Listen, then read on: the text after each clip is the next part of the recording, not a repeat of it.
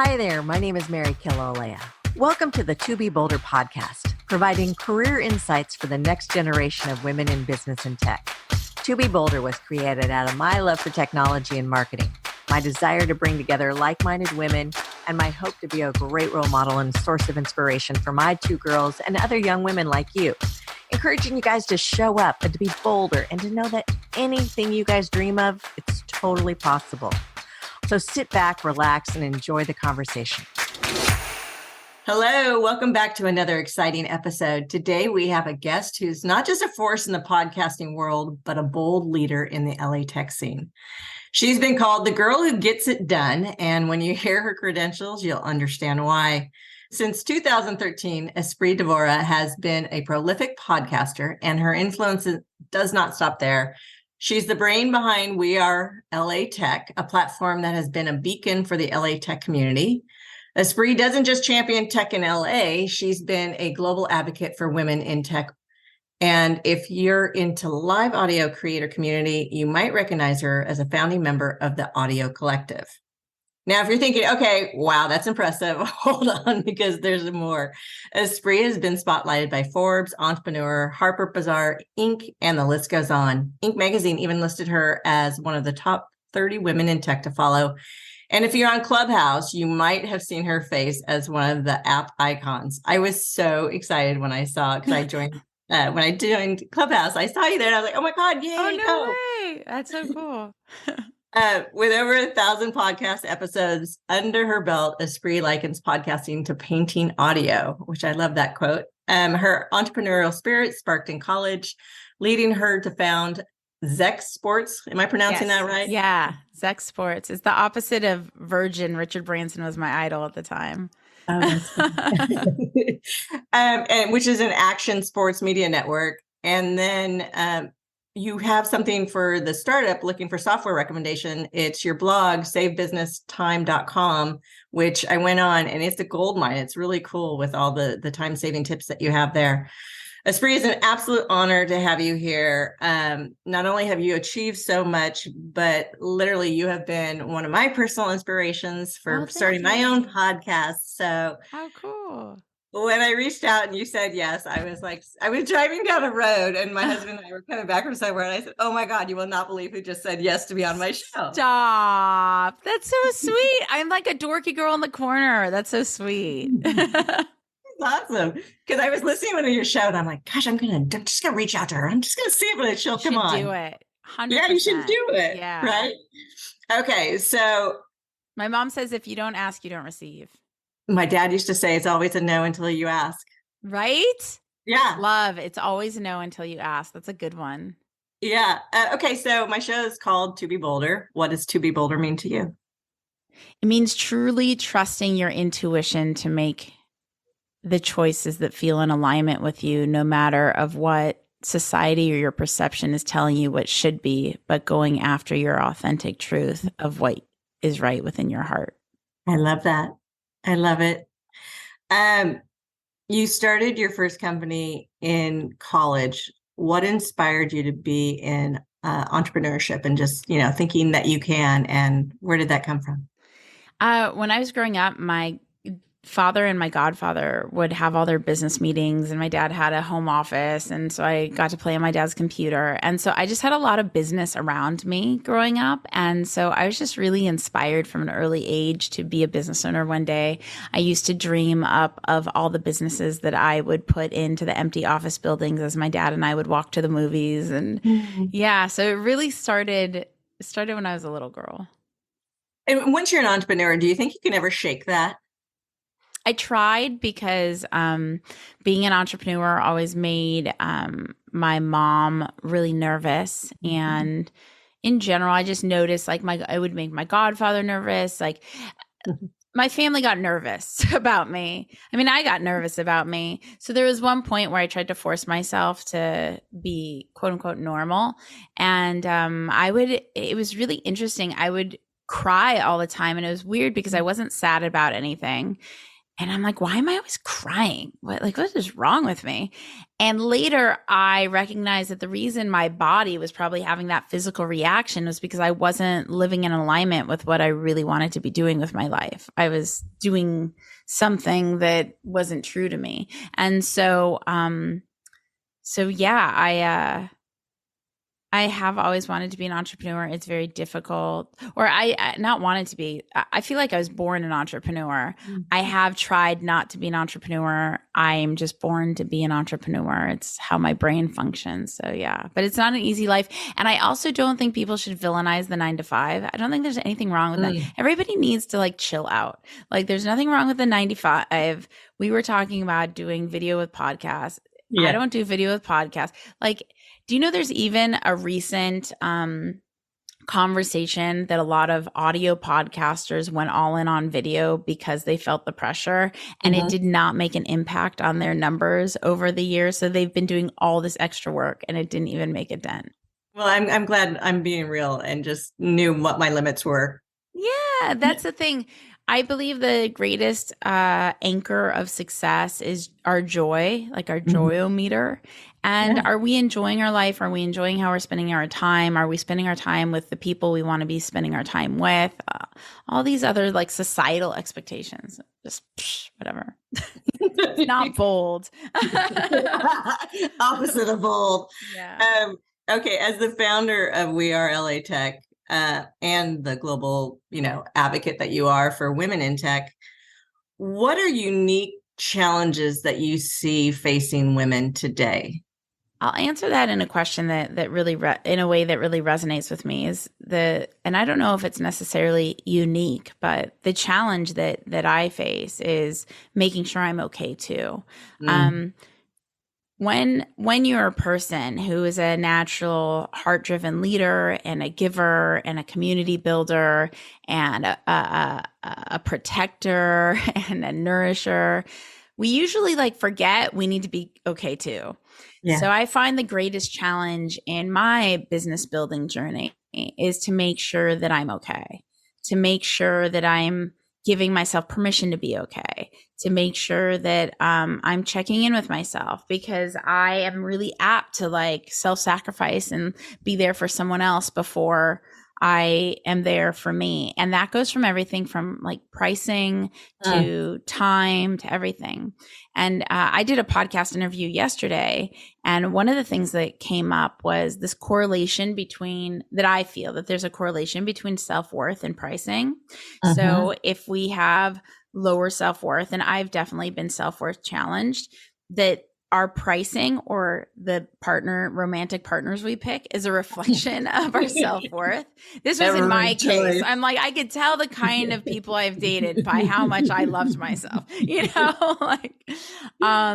so yeah. So I think both, living a self-sustaining, nourishing life, like allowing a space for that, as well as, making sure that we're not pricing because we have self-limiting beliefs. And I think a lot of caring people will give things away for free or whatever because we're afraid to charge.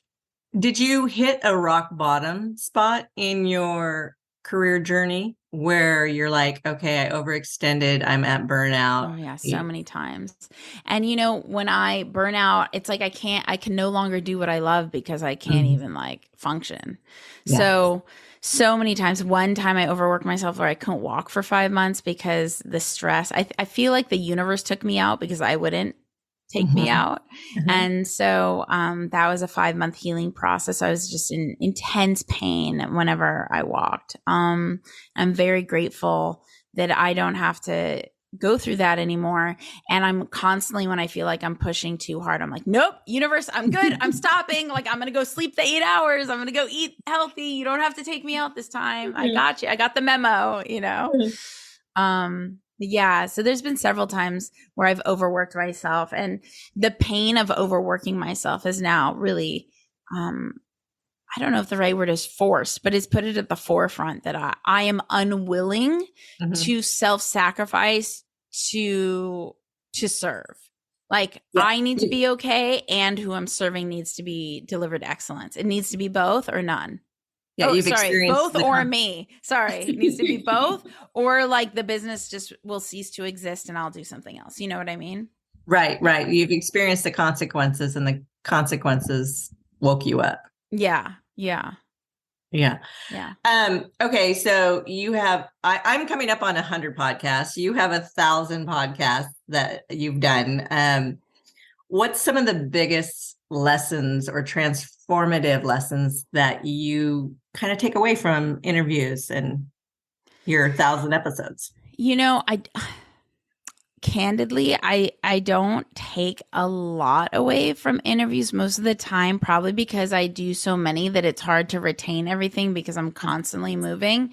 The reason why I do so many is because my mission is to celebrate as many people as possible. Mm-hmm. I am doing it in a place of service, not for myself. And Mm-hmm. so when I'm absorbing so much information, definitely present in the moment. But the second it's done, I have to prepare for the next interview. And when I'm interviewing 15 people a day or something like that, it makes it really difficult to know what happened in interview number 1. And by interview number 15, I am like, my head is in the back, my eyes are in the back of my head and I'm about to pass out, And so I'd say out of all the interviews, one that really stood with me was Arlen Hamilton, who's an investor. And the reason that one really stood with me is because I was so intimidated interviewing her, and I don't get intimidated very often. And like I can meet Brad Pitt right now. I'd be like, hey man, what's up? Or whatever, but she's such a force. And I asked her about the haters. I was like, how do you deal with the haters? She's like, everyone needs a job.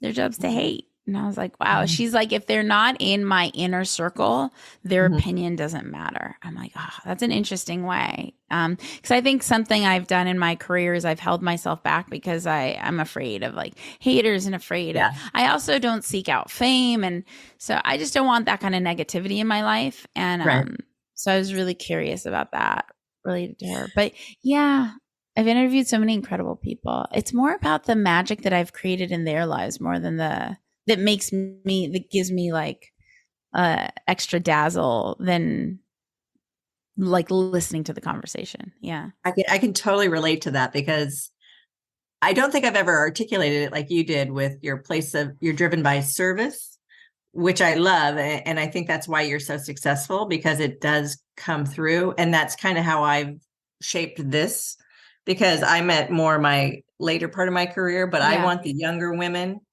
to have the advantage to accelerate, to have access to women that I didn't have. So I love that. Okay. Tell me about Zech Sports and SaveBusinessTime.com.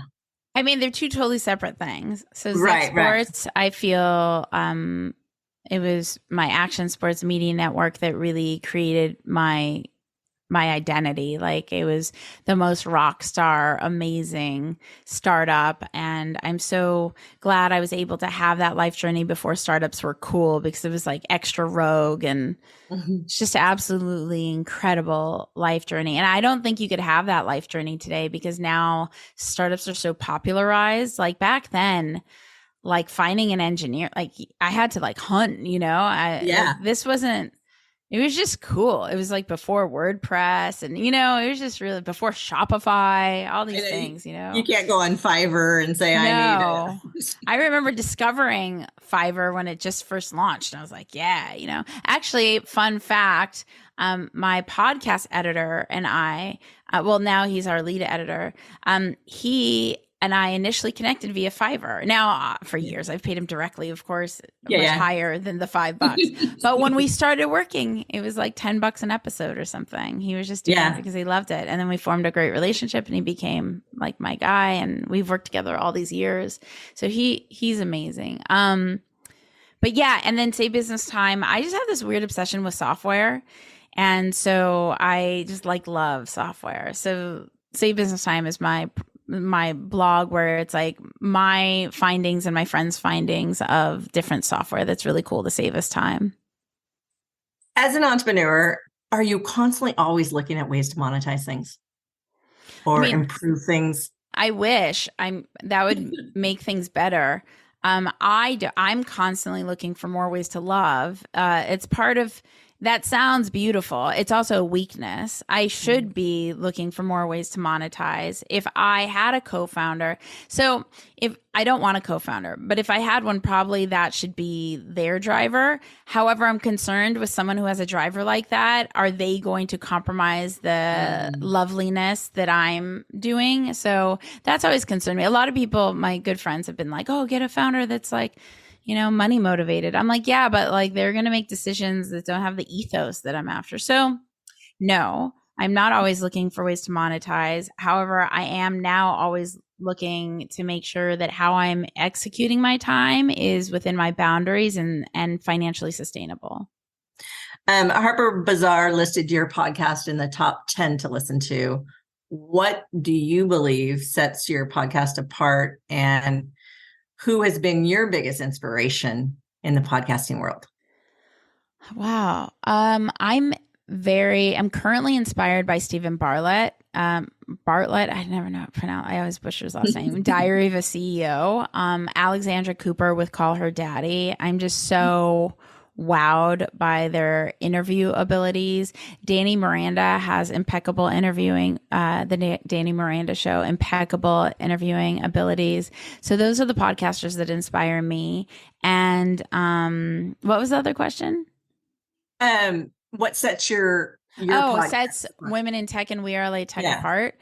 Yeah. I mean, if you're interested in resources available to women in tech. So it's not really like what sets them apart. It's just if you're a person interested in resources for women in tech, then you should be listening to the Women in Tech podcast, because you'll pick up stories from women around the world and then gain resources that you could apply yourself. If you're interested in moving to LA or getting to LA, knowing the community or immersing yourself in the community, We Are Like Tech podcast is a really effective way to do that. Do I think my two podcasts are like the end all be alls of that's how you should spend your time? No, not necessarily. Like if I had an hour right now and To Live or Die in LA came out with a new episode, I would 100% be listening to that. So like you should just listen and consume what is valuable to you with where you are in your life. Yeah. You're a journalist for TechZula. You've reported on the growth of startups and YouTube. What trends do you see emerging that like women should be taking advantage of? I mean, everybody is talking way too much about AI. I mean, that is the known trend right now. So I like to say that now that AI is like super boosting, and I'm not convinced yet that it's not just the new NFT, but like now that AI is super boosting, I feel like the new differentiator is being human. Because if I get one more message from someone that was written by a robot, it's like I can tell, and maybe like a few years from now, you won't be able to tell. Fine. But right now you could still tell. And I think being a human and handling relationships with humanness is a really big differentiator. And how easy is that? Just show up, be kind, care. So attainable. I totally agree with that. And I think, the disclosures on ads and stuff that are written by humans is going to be funny to see. Oh, yeah. But I think it helps the small shops, the single entrepreneur that is spread so thin that you have this assistant who can do things for you to accelerate your time in a better way. I completely understand the pain point. I think there's multiple ways to be effective at getting a lot of content out there. And I do think that, these tech companies have successfully trapped us in having to be these like media content producing machines, and it's unreasonable. One of the educators, and I'm not into a lot of educators, I'm actually quite selective about who I like and admire, because I think a lot of people are taking advantage of other people's insecurities. Someone I really do respect and admire is Justin Welsh. He has something called, I think it's called the Content OS. It's pretty much like how he creates all of his business content across all his platforms with ease. And his product is $150. He's not going to raise it. It's not $150 because he has low self-worth. He intentionally charges $150 because he wants it to be accessible, and he's cool with the price. And yeah, so I think more so than ChatGPT is having a system in place and a workflow in place. Like Friday is my production day. So that's why like we're doing this interview on a Friday. Any other kind of content creation is on a Friday. And then creating my systems of like, okay, here's where I post, here's how I'm posting. And I think Justin Welsh's product can really help with that. But yes, I understand the pain point, and it is highly unreasonable that what the digital age expectations are of a human being. Yeah, no, it is very overwhelming. Completely. I agree. Yeah. But okay, let's talk about the creator economy and how liberating is that for this new generation to be able to accelerate their growth through experiencing and doing versus going the traditional older route where you apply, get a job, you climb the ladder once, totally. I think there's pros and cons to both. Going into the creator business is a lot. If the creator business was the end all be all, then all those YouTubers with millions of subscribers who produce content, who are really popular, would still be doing their channels. But they left. A lot of people leave because there's a lot of downsides that aren't popularized, that people don't talk about as often. And I think a lot of the creator business sometimes involves fame. And if you're not looking to be famous, like how does that work? And a lot of people maybe in this day and age are looking to be famous. And that's a whole nother set of values and like why and what's it mean to you and what do you think you're going to get from the attention? I think there's a ton of ways to be successful. And I don't think that having a creator business is automatically freeing, just only because, yes, you don't have the same type of gatekeepers, but now you have a whole different set of challenges. So it's kind of like pick your own path. It's like, which adventure do you want to go on? And whether it's a job or it's a creator business or it's opening a restaurant or whatever, it's like whatever you want to explore in this life, explore it. And in between, while you're trying to figure it out, make the means you need to make to survive and don't be beneath anything. So like I was a dishwasher. I was a waitress. I was like I was a personal assistant. I was a fucking great personal assistant. It's probably what helped me in my entrepreneurial career later on. And so really just decide like, what adventure would you like to go on? There's this saying like, consider the possibility. So just consider the possibility that anything can happen. And so if you consider the possibility that you could be successful at something, like you might say like, I want to do YouTube, but like, I don't have enough money for a camera or this and that, right? Well, like, go work at a coffee shop, go work whatever you need to do and know what your goals are in each chapter and just see what you see. Some things, I know I keep bringing up Justin Welsh, but I just really like him. And so I've been reading his stuff lately. And one of the things he said is like, look, it took him, I think it was like over 4 years to get to where he is today. So he says, don't look at me and think you could just do these things. It wasn't easy. There's a lot of, opportunities involved. I could tell by some of the people that he's even associated with that like, I was like, yeah, it was that person that you did that thing with that gave you the boost that you needed. And that's part of the all boys club. Right. What I like about him is he's very integrity driven in his communication and humble about it. Like he calls himself out. He's like, I am aware that I have that. So is it freeing that there's these more paths? It's just there's more adventures to choose from, but they all have pros and cons. You could work as a job, a salary job at a cool startup. Like think about the receptionist at Uber. You know what I mean? Millionaire. Let's talk about. You mentioned the boys club, and I felt it strongly when I was, had my own business, and it was frustrating. I always felt like it was frustrating. Yeah.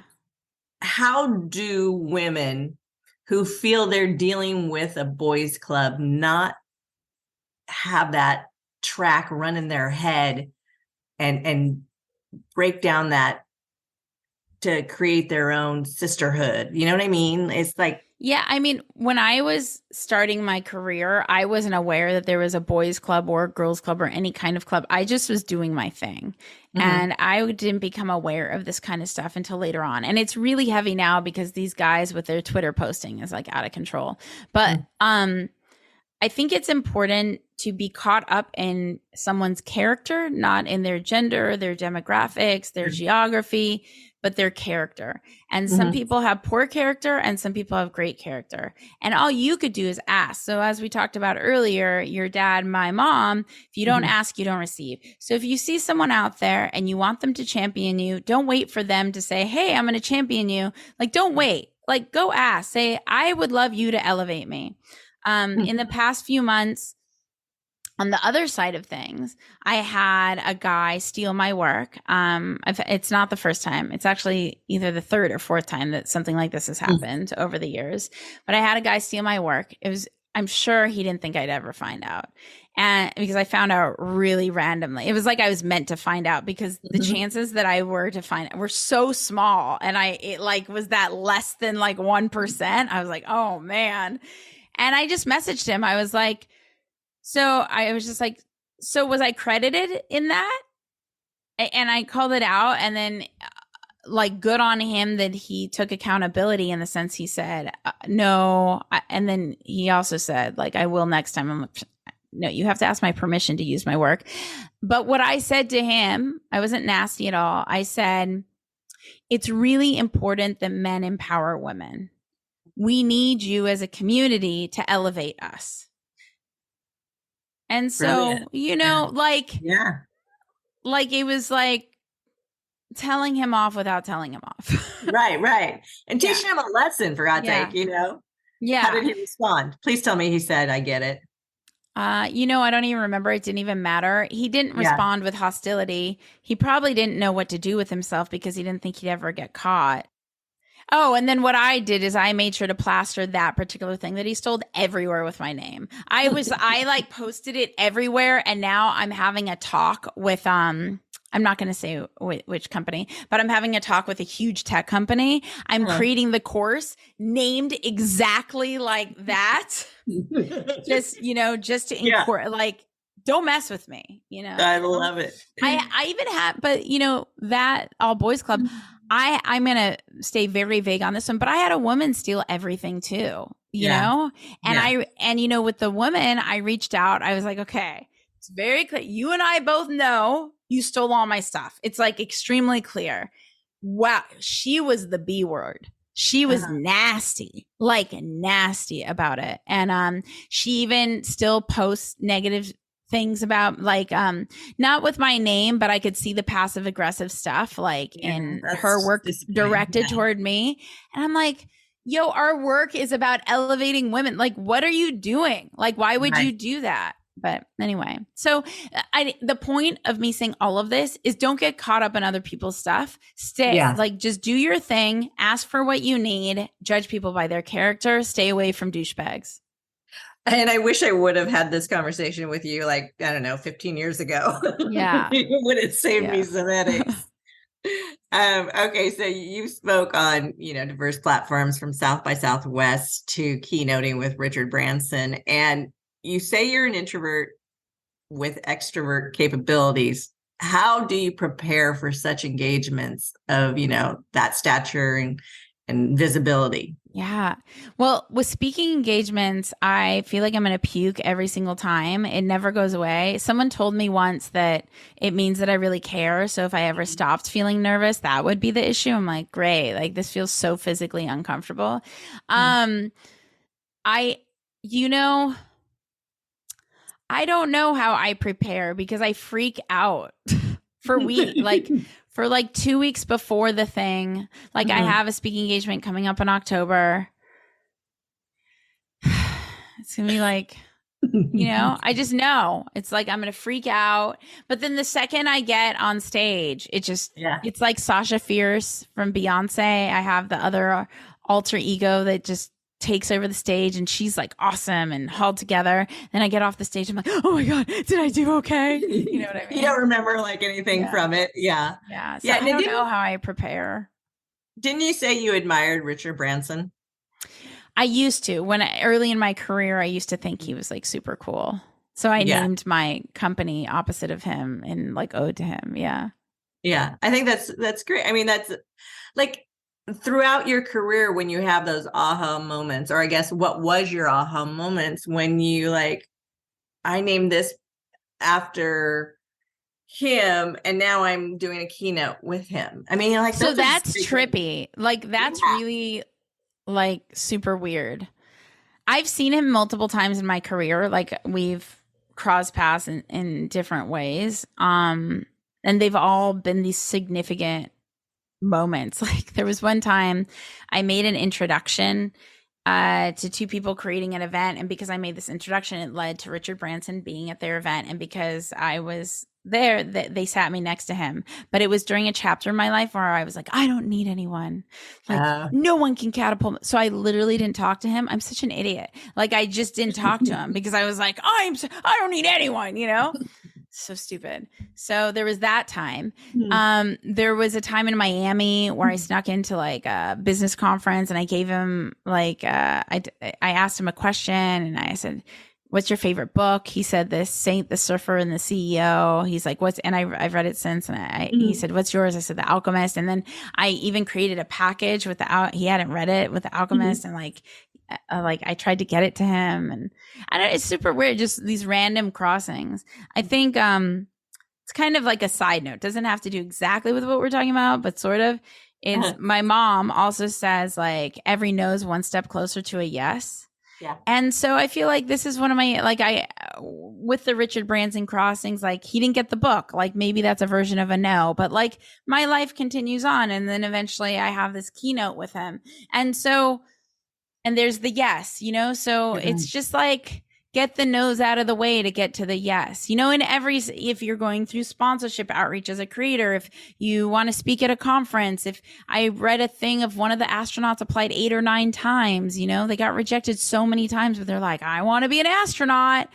And so, and I think you can only apply every few years or something. It was wild when I read that. So yeah.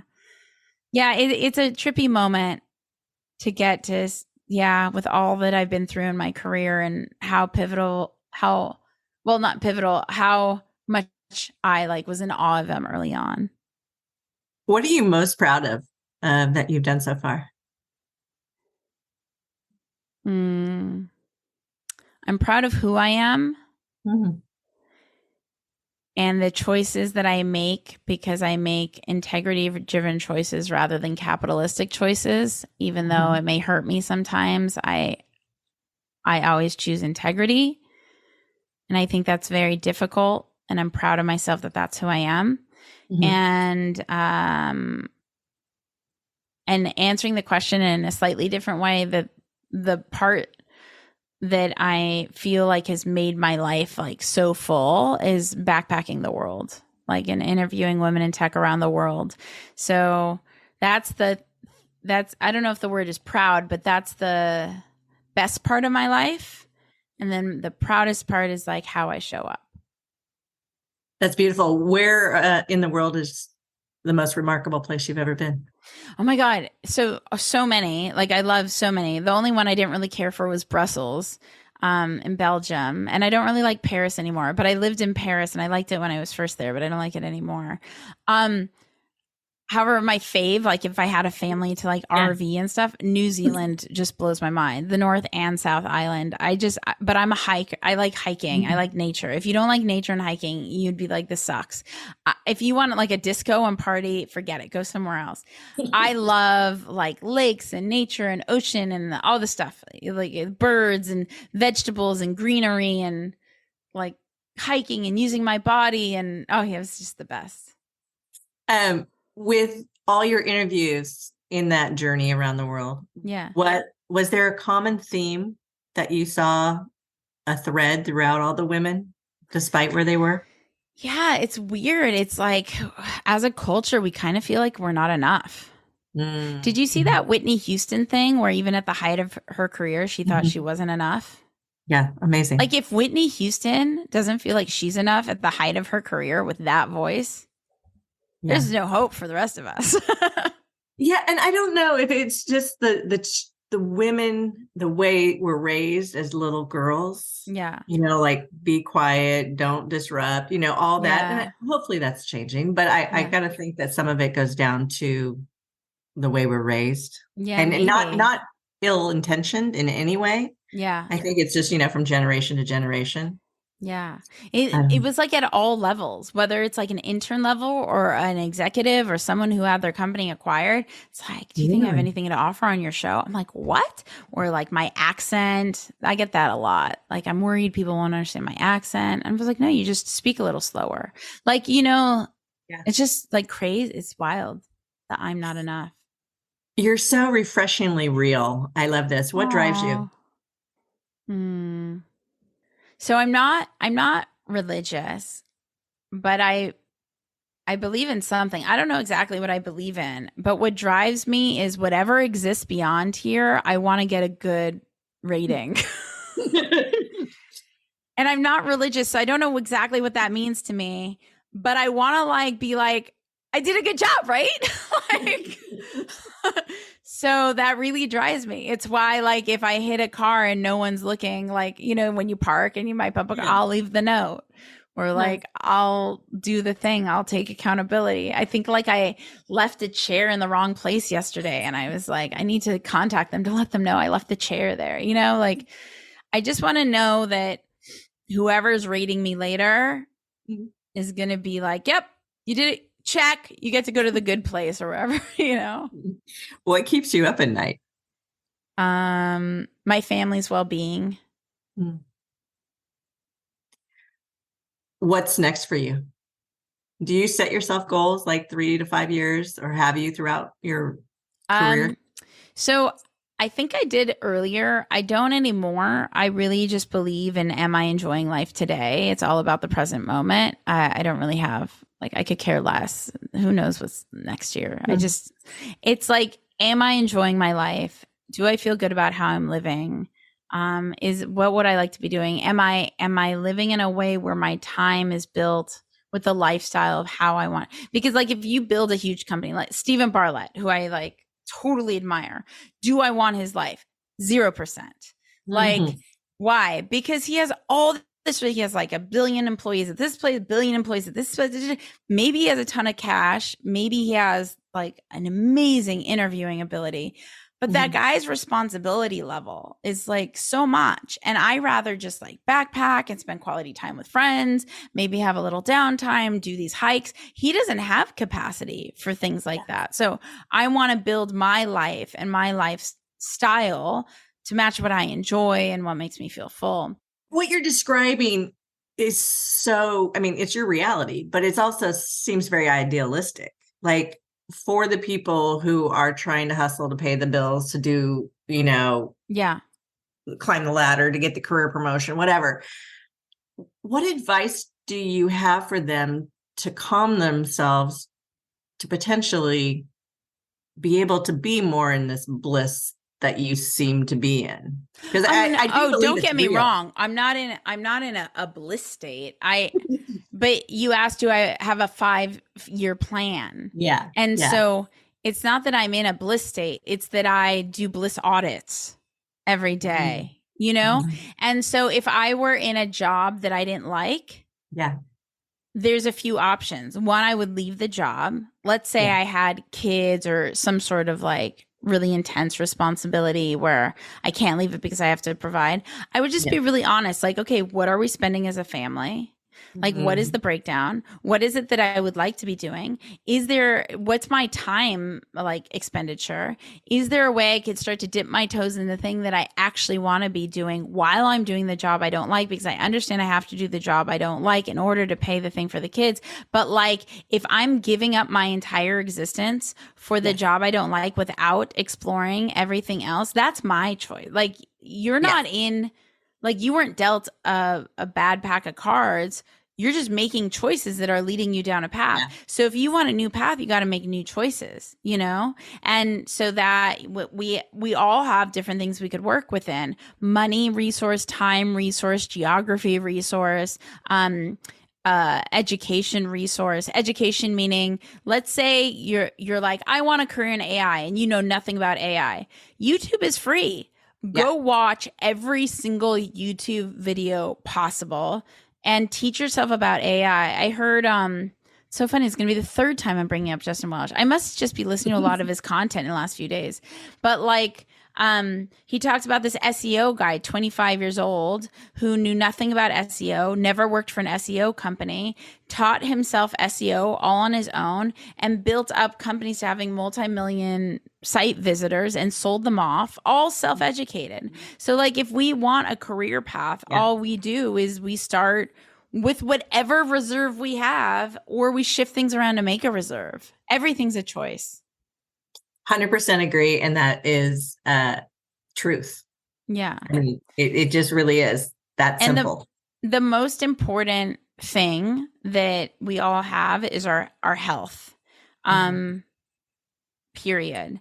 And like my life is, nobody's life is bliss. And that's the part that really pisses me off about this like course creator economy, is that they project this like, I have all the answers, I'm perfect. And I'm like, no, you fucking don't. Sorry, I don't know if it's okay. No, that's totally fine. Totally fine. No, you don't. And so I want people to more believe in themselves. Yeah. Than to believe someone else has all the answers or someone else is living some sort of perfect life. I mean, to make it like really vulnerable, my godfather, who's like my second father, is in the hospital right now. I found out last night. My mom had a really terrible thing happen. Luckily, she's being recovered, so I've been dealing with that. My life is not bliss. So maybe if you're looking at like a news feature, or like let's say I'll be featured on Forbes, and you're like, oh, she has it all figured out. You don't see that I am anxious all day long because I'm trying to make sure that my mom's okay, that I became an overnight caretaker.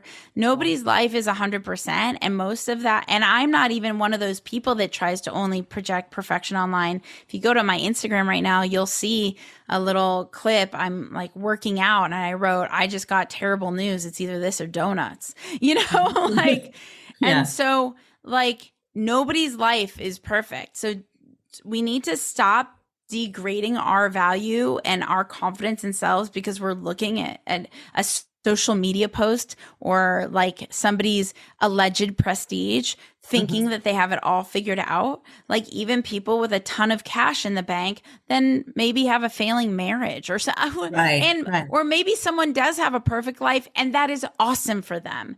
But like just we need to live in our own worlds and do our own self audits of bliss and joy rather than the comparison game.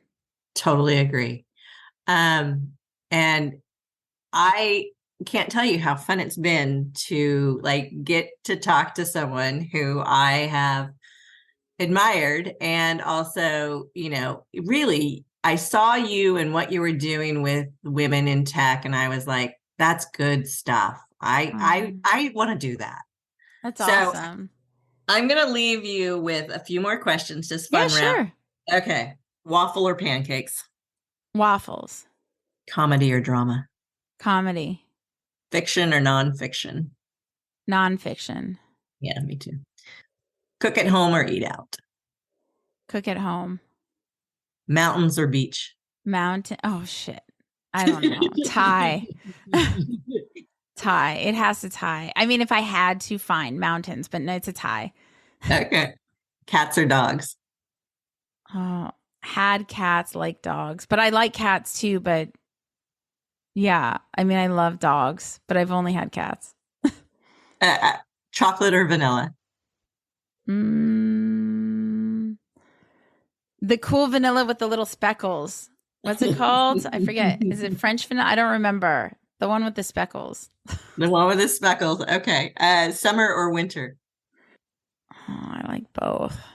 Winter, maybe. I like summer too. I don't know. I went to Kazakhstan when it was like below freezing and I loved it. So I don't know. I like both. Tie. Am I allowed to tie? Thank you for being here. I really enjoyed it. Oh, I enjoyed it too. Thank you so much for the opportunity. I appreciate you. Thanks for listening to the episode today. It was really fun chatting with my guest. If you liked our show, please like it and share it with your friends. If you want to learn what we're up to, please go check out our website at 2bboulder.com. That's the number 2, little b, boulder.com.